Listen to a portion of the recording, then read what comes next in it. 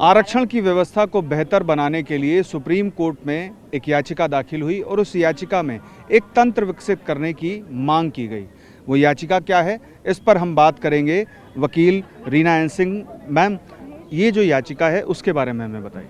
देखिए, ये जो याचिका है, ये जो जातिगत आरक्षण है, जब से हमारा देश आज़ाद हुआ है संविधान ने जातिगत आरक्षण दिया है, तो पर जातिगत आरक्षण के बाद भी देश में गरीबी है। केंद्र सरकार 85 करोड़ से ज़्यादा लोगों को फ्री में राशन दे रही है, तो कहीं ना कहीं कुछ ऐसी लैकिंग है कि जहाँ पे जो गरीब है वो अभी भी वंचित है।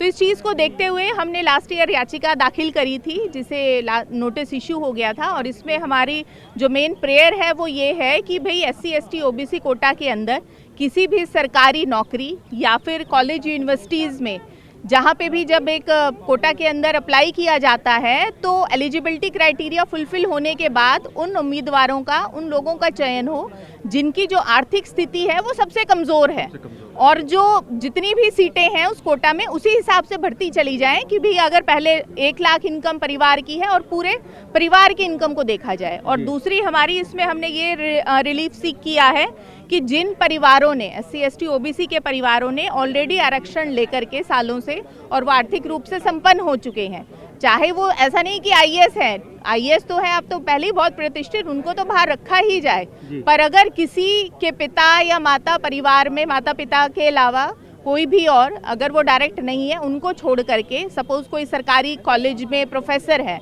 आरक्षण के बेसिस पे आया तो आगे उनके बच्चों को ना मिले। यानी क्रीमी लेयर का मुद्दा भी आपने उठाया है इस याचिका? हाँ, हमने इसको डायरेक्ट हम क्रीमी लेयर नहीं कह रहे हैं, क्योंकि क्रीमी लेयर का जो कंसेप्ट है उसको लोग समझते नहीं है, सीधा विरोध करते हैं। क्योंकि एक सर्टन तबका है जो आर्थिक रूप से संपन्न हो चुका है, वो चीज़ों को समझता नहीं है, वो सिर्फ विरोधाभास में आ जाते हैं। तो हम किसी के विरोध में नहीं है, हम किसी का विरोध नहीं कर रहे, हम सिर्फ ये चाहते हैं कि भाई जो गरीब है उसको उसका अधिकार मिले, चाहे वो किसी भी जाति के अंतर्गत है। क्या इसमें सरकार की ओर से कोई जवाब आया है? चूंकि इस मामले में केंद्र सरकार समेत अन्य पक्षकारों को नोटिस जारी हुआ होगा।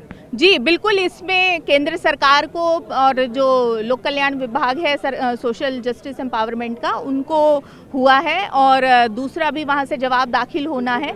इसके अलावा कुछ जो गवर्नमेंट के एम्प्लॉयज़ एसोसिएशन है, इवन ग्रुप 4 के एम्प्लॉयज़ एसोसिएशन, उन्होंने इंटरवेंशन एप्लीकेशंस फाइल की, जिनसे आज ऑनरेबल चीफ जस्टिस ने एडमिट किया। और ऑनरेबल चीफ जस्टिस ने अपनी एक बहुत ही एम्बैरेसमेंट दिखाई कि आप लोग इसका विरोध क्यों कर रहे हैं, आप लोगों को तो इसके सपोर्ट में आना चाहिए, क्योंकि जो क्लास 4 एम्प्लॉय है गवर्नमेंट का वो बिल्कुल लोएस्ट तबके का है।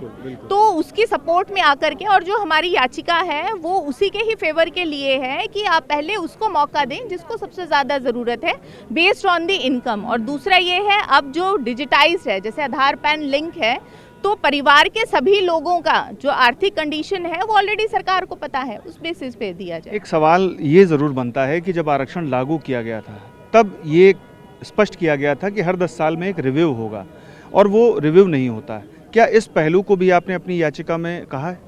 देखिए, जो आप 10 साल वाला है वो एक लेजिस्लेचर के लिए था कि जो विधानसभा में या वैसे उसमें जहाँ पे इलेक्शन के उसमें जो चयन होता है, यहाँ पे हाँ रिवीजन का है, पर इस तरीके को जो जातिगत आरक्षण है उसको एक तरीके से पॉलिटिकल टूल बना दिया है वोट लेने के लिए। तो ये जो SC ST OBC है, तो उस टाइम में कि भी हम आरक्षण को ख़त्म नहीं करेंगे, वहाँ पे पकड़ के सिर्फ उसको एक वोट बैंक का डाटा बना दिया है, और राजनीतिक दल आकर के उसको मिसयूज़ करते हैं।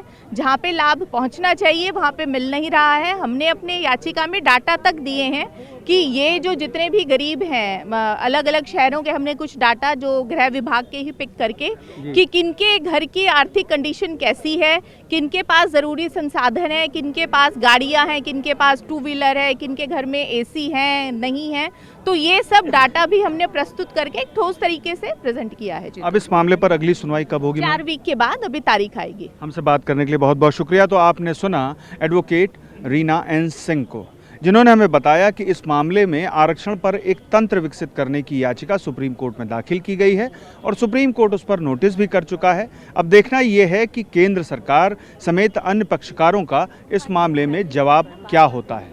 पीयूष पांडे, TV9 भारतवर्ष, नई दिल्ली।